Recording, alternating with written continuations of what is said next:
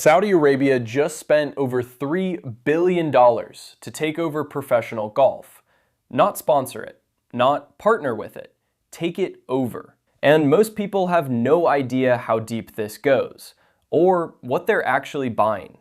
In the next 8 minutes, you're going to learn 7 things about LIV Golf and Saudi money that the sports media isn't telling you straight.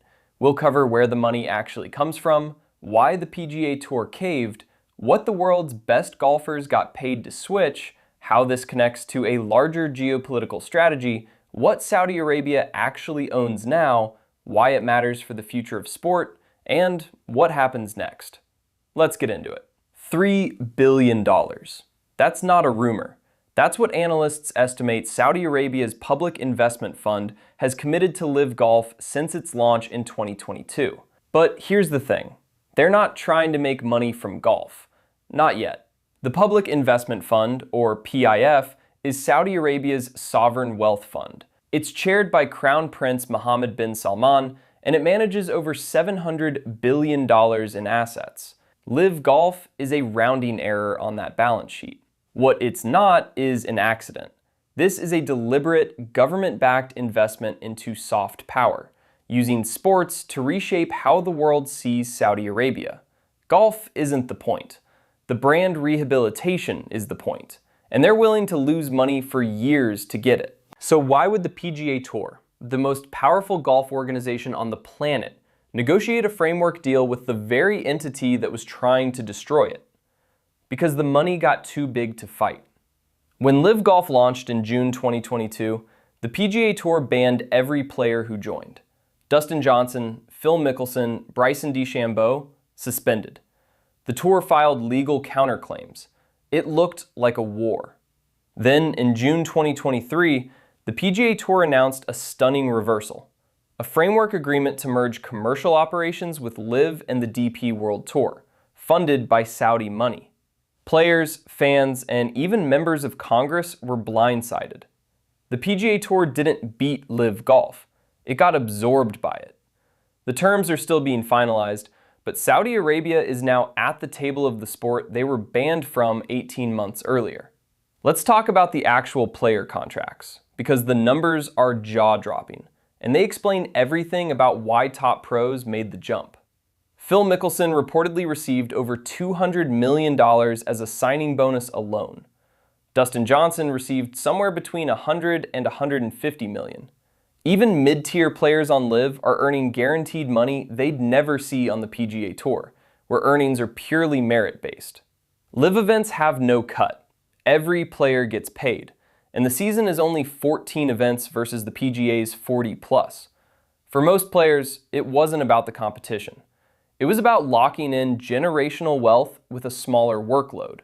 And honestly, you can't blame them for taking it. Here's where it gets bigger than golf. Saudi Arabia's LIV investment is one piece of a strategy called Vision 2030.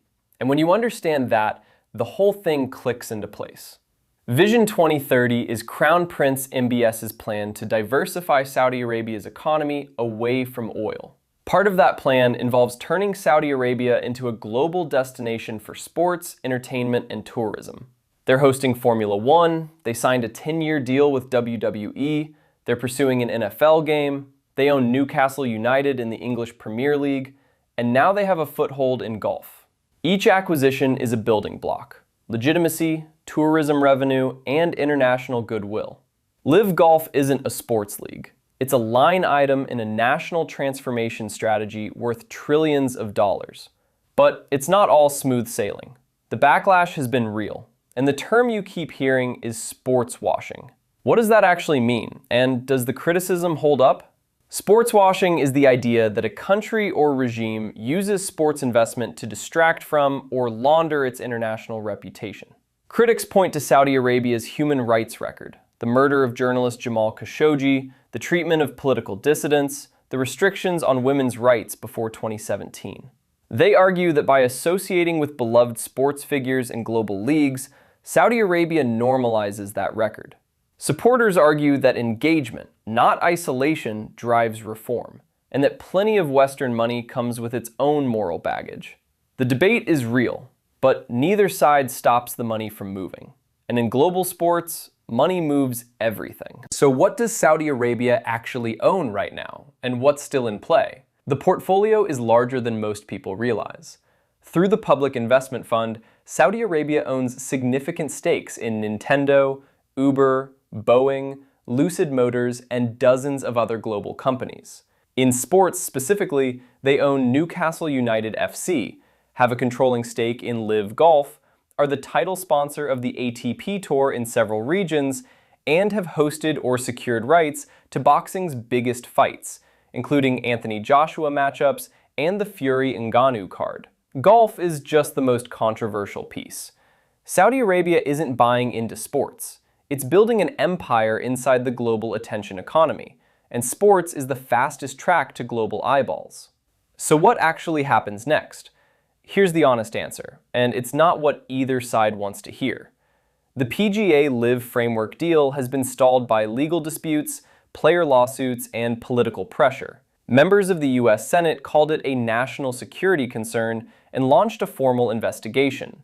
Rory McIlroy, who stayed loyal to the PGA Tour and became its most vocal defender, has since stepped back from that role after behind closed doors negotiations reportedly frustrated him.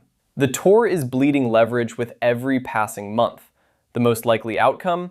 A hybrid model, where Saudi money funds a restructured global golf calendar. LIV players are reintegrated into world rankings, and the sport looks fundamentally different by 2027. The PGA Tour as we knew it is already gone. The question is, what replaces it? Here's the bottom line. This was never about golf. It was about a country with unlimited capital deciding that sports is the most efficient way to buy credibility on the world stage. $3 billion. One sport. A complete reshaping of a 150-year-old institution.